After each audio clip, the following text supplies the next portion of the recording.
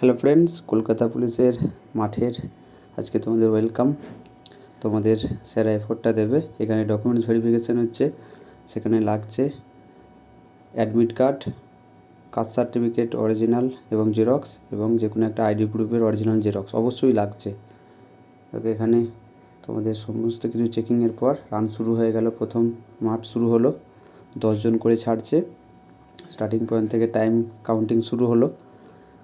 এরপরে তোমরা সমস্ত প্রসেসিংটা দেখতে থাকো। অনেক রেস্ট্রিকশানের পরেও তোমাদের জন্য এই ভিডিওটা নিয়ে আসলাম। আশা করি তোমরা এর গুরুত্বটা দেবে। দেখতে থাকো।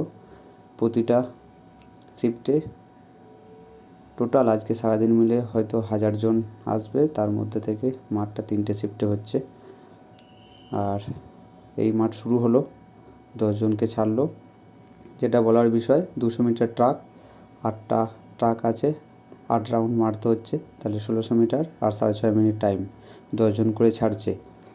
আর যেখানে এই মাঠে প্রবেশের জন্য লাগছে, অবশ্যই মনে রেখো এটা, অ্যাডমিট কার্ড, কাস্ট সার্টিফিকেট যাদের আছে, যারা কাস্টে আছো তাদের অরিজিনাল এবং জেরক্স, এবং যে কোনো একটা আইডি প্রুফের অরিজিনাল জেরক্স এবং অ্যাডমিট কার্ড অবশ্যই লাগছে, নাহলে কিন্তু আবার জেরক্স করতে পাঠাচ্ছে। তাই এই ডকুমেন্টসগুলো সাথে তোমরা নিয়ে আসবে আগে থেকেই। এটুকুই বলার। তোমরা মাঠ দেখতে থাকো।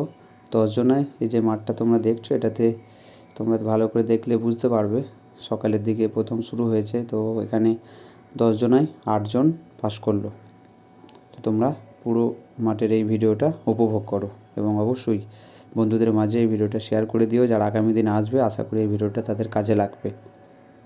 অনেক রেস্ট্রিকশানের পরেও তোমাদের জন্য এই ভিডিওটা আনলাম, যাতে করে তোমরা মাঠের সমস্ত খুঁটিনাটি তথ্য পাও। যদি উপকারে আসে এই ভিডিওটা, তাহলে অবশ্যই একটা লাইক, শেয়ার, কমেন্ট করবে। তোমরা ভিডিওটি দেখতে থাকো।